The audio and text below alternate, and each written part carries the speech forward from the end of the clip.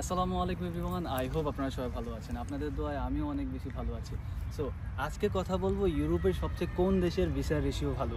আমি অনেকগুলো country visit করেছি এবং ম্যাক্সিমাম কান্ট্রিগুলোর ভিসা রেশিও নিয়ে আসলে যতটুকু আমি রিসার্চ করেছি আমি দেখেছি সবচেয়ে ভিসা রেশিও কিন্তু বুলগেরিয়াতে। হ্যাঁ, এটা সবারই একটা অভিযোগ থাকে যে হচ্ছে বুলগেরিয়ার অনেক টাইম লাগে বা হচ্ছে গিয়ে এখানে একটা লেন্থলি সময় লাগে। বাট আপনাকে সময় হিসাব করলে হবে না, আপনাকে হিসাব করতে হবে কোন জায়গায় আপনার ভিসাটা হচ্ছে। আপনি হিসাব করেন ইউরোপের অন্যান্য কান্ট্রিগুলোতে টিউশন ফিস কেমন, এখানে টিউশন ফিস কেমন। লাইক এখানে অনেকগুলো ইউনিভার্সিটি টিউশন ফিস 1200, 1500, 2000 অ্যাভারেজে। ফুল ইয়ারের একটা টিউশন ফিস হচ্ছে গিয়ে 1200, 1500 এর মধ্যে। আর আপনি যদি হাঙ্গেরি হিসাব করেন, আপনি যদি লিথুনিয়া হিসাব করেন, আপনি যদি রোমানিয়া হিসাব করেন, ওই তুলনায় বুলগেরিয়া হচ্ছে বেস্ট অপশন। এখন হাঙ্গেরিতে গত ফেব্রুয়ারি থেকে কিছু ভিসা হয়েছে কিছু স্টুডেন্টদের, তো এই জন্য সবাই আসলে হাঙ্গেরিতে আবেদনের একটা বেড়ে গেছিলো। বাট হচ্ছে গিয়ে যারা আবেদন করেছে লাইক সিট আছে 50টা, এখন যারা ধরেন আবেদন করেছে 100 জন, এই ক্ষেত্রে অনেককে হচ্ছে ডেফার করে দিয়েছে ইউনিভার্সিটি। সো এই জিনিসটা অ্যাভয়েড করবেন।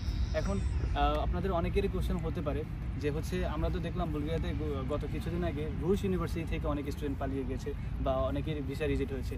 ভিসা রিজেক্ট হওয়ার একটাই কারণ হচ্ছে গিয়ে সেইখানে অনেকগুলো স্টুডেন্ট এসেছিলো, প্রায় 17 থেকে 18 জনের একটা টিম আসছিলো আগের ইনটেকে। বাট এদের মধ্যে হচ্ছে গিয়ে ম্যাক্সিমাম জন হচ্ছে গিয়ে পালিয়ে গিয়েছে, যার কারণে ভিসাতে একটা বড় একটা এফেক্ট পড়েছে। বাট অন্যান্য সিটিতে লাইক বুলগেরিয়ার মধ্যে অন্যান্য সিটি যেগুলো আছে ওগুলোতে এখনও স্টিল নাও একজনও রিজেক্ট যায় না, একজনও রিজেকশন খায় না। ইভেন বার্নাতে আমাদের অনেকগুলো স্টুডেন্ট হচ্ছে গিয়ে এখনও অধ্যয়নরত আছে, সোফিয়াতে আমাদের অনেকগুলো স্টুডেন্ট অধ্যয়নরত আছে, রুশিয়াও কিন্তু এখনও 1-2 জন আছে।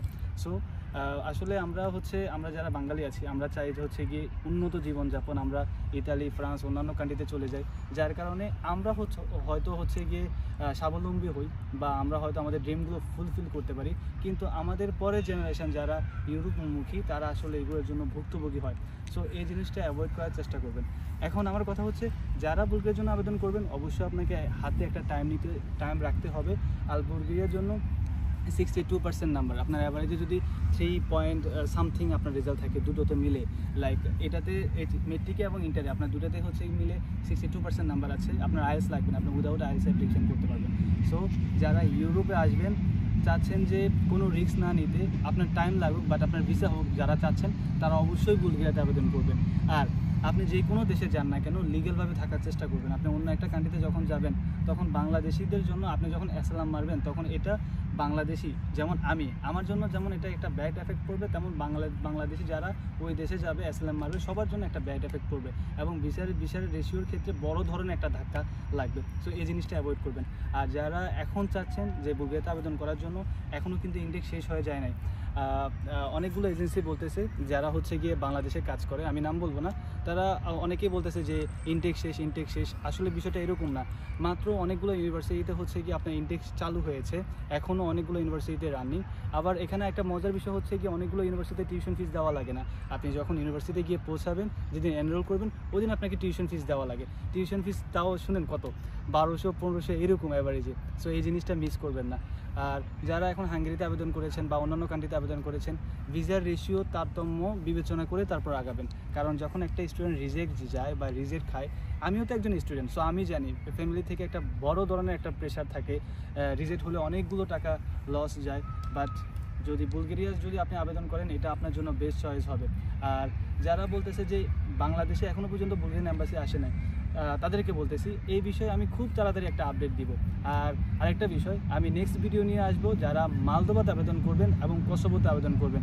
কসোভো এম্বাসি কিন্তু আমাদের বাংলাদেশে গুলশানে, এটা নন সেনজেন কান্ট্রি, বাট এটা নিয়েও আমি খুব তাড়াতাড়ি একটা ভিডিও বানাবো। তো ভালো থাকবেন, সুস্থ থাকবেন। এখন লাস্ট যে কোশ্চেনটা আমাদের সবচেয়ে বেশি আসে সেটা হচ্ছে কোন কান্ট্রি সবচেয়ে বেস্ট, হাঙ্গেরি না বুলগেরিয়া। হাঙ্গেরিতে ভিসা রেশিও 50-50। আপনি যদি বিগত বছরগুলো যাচাই করেন বা দেখবেন হাঙ্গেরিতে কিন্তু ভিসার রেশিও হঠাৎ করে উঠে যায় আবার হঠাৎ করে ডাউন হয়ে যায়, কিন্তু বুলগেরিয়াতে স্টিল নাও কিন্তু ভিসা হচ্ছে।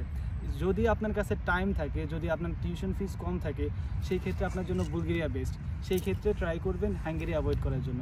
এবং হাঙ্গেরিতে কিন্তু এখন প্রচুর ক্যান্ডিডেট, তো সেই ক্ষেত্রে ট্রাই করুন। যারা হাঙ্গেরিতে আবেদন করতেছেন যারা অফার লেটার পেয়েছেন বা আপনাদের কার্যক্রম অলরেডি শেষ, তারা যেভাবে আগান। বাট যারা নতুন আবেদন করবেন, যদি আমি বলি যে কম্পেয়ার করি যে হাঙ্গেরি বেস্ট হবে চাকরির ক্ষেত্রে, পড়াশোনার ক্ষেত্রে বা ওভারঅল, তাহলে আমি বলবো বুলগেরিয়া আপনাদের জন্য বেস্ট হবে। এই পর্যন্ত, সবাই ভালো থাকবেন, সুস্থ থাকবেন। আল্লাহ হাফেজ, আসসালামু আলাইকুম।